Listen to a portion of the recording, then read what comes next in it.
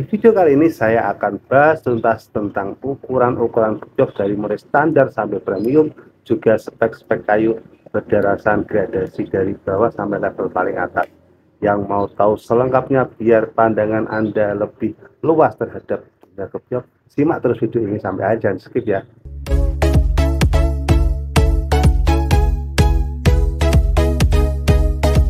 Assalamualaikum warahmatullahi wabarakatuh, teman-teman. Selamat ketemu lagi bersama saya Kang Jenal di channel Seduki Jepara.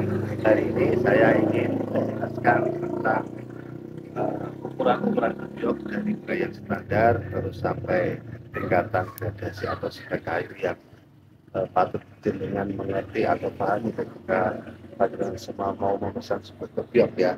Biar nggak dibilang itu gini. Misalkan ya ada orang bilang, orang beli gebyok 3 meter kok harganya sampai segitu, kemahalan, atau kayak gitu, atau terlalu gimana gitu.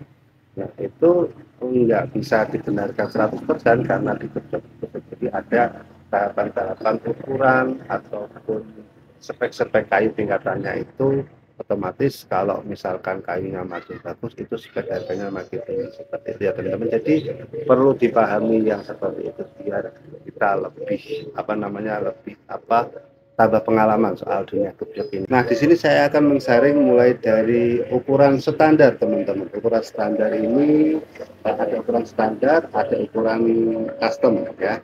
Nah, ukuran standar ini itu pertama adalah 2 meter kali 250, artinya lebar 2 meter kubiknya 250. Itu biasanya menggunakan soko 11 cm, depannya 11 cm, belakangnya 10 cm atau 11 cm, seperti itu ya. Nah, itu adalah spek standar awal untuk gebyok 2 meter kali 250 cm. Nah, spek kedua adalah gebyok 250 cm kali 260 atau 250. Itu ukuran standar ya, ukuran pakem. Sepengetahuan saya seperti itu. Nah, gebyok 250 ini tingginya memang standarnya itu 250 atau 250. Biasanya umumnya gebyok 250 ini atau 2,5 meter ini menggunakan sokot dengan ketebalan 13 cm untuk yang di muka, dan untuk yang di samping itu ketebalannya adalah 12 cm, 13 kali 12 seperti itu. Ukuran standar yang ketiga adalah 3 meter kali 270. 3 meter lebar, ini dihitung dari kuping kanan sampai kuping kiri, lebarnya adalah 270 atau maksimal 275 lah, seperti itu ya. Nah, ini biasanya umumnya menggunakan soko 14 cm kali 12 cm teman-teman. Nah, itu adalah untuk ukuran standarnya. Untuk ukuran 3 meter, 3,5 meter maupun 4 meter itu standar ukuran tingginya adalah 270 dan menggunakan soko 14 cm kali 12 ya. Nah, jika keluar dari pakem ukuran tersebut, maka pesanan gebyok Anda dihitung adalah pesanan custom, seperti itu. Misalkan sampean mau pesan gebyok 3 meter tapi 3 meter itu dihitung dari soko kanan sampai soko kiri. Nah, itu juga masuknya custom karena yang standarnya 3 meter itu adalah dari kupingan kanan sampai kupingan kiri. Nah, sedangkan kupingan ini jaraknya sekitar 14 sampai 15 cm, jadi kalau kanan kiri hampir 30 cm ya, seperti sudah kira-kira. Nah, itulah ukuran-ukuran standar di dunia gebyok yang perlu kalian ketahui dan beserta spek sokonya. Nah, misalkan panjenengan ingin pesen gebyok 3 meter, itu kan standarnya sokonya kan 14 cm kali 12 ya.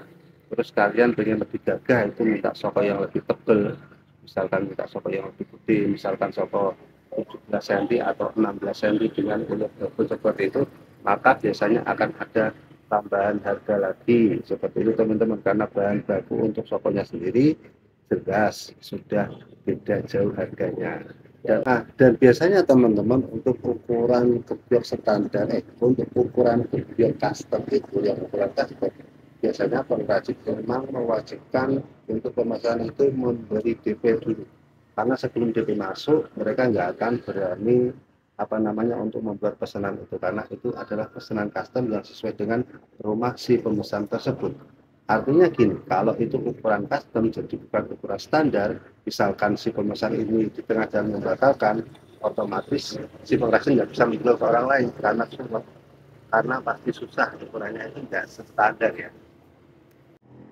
Karena itu ukurannya nggak standar ya. Kalau misalkan si pemesan itu membatalkan untuk di tengah jalan, kita nggak bisa menjual ke orang lain, bakalan susah banget. Kalau misalkan ada orang pesen job tingginya 270 tapi lebarnya 3 meter 25 cm, misalkan seperti itu, otomatis kita untuk menjual ke orang lain itu susah, yang punya rumah pas dengan ukuran tersebut.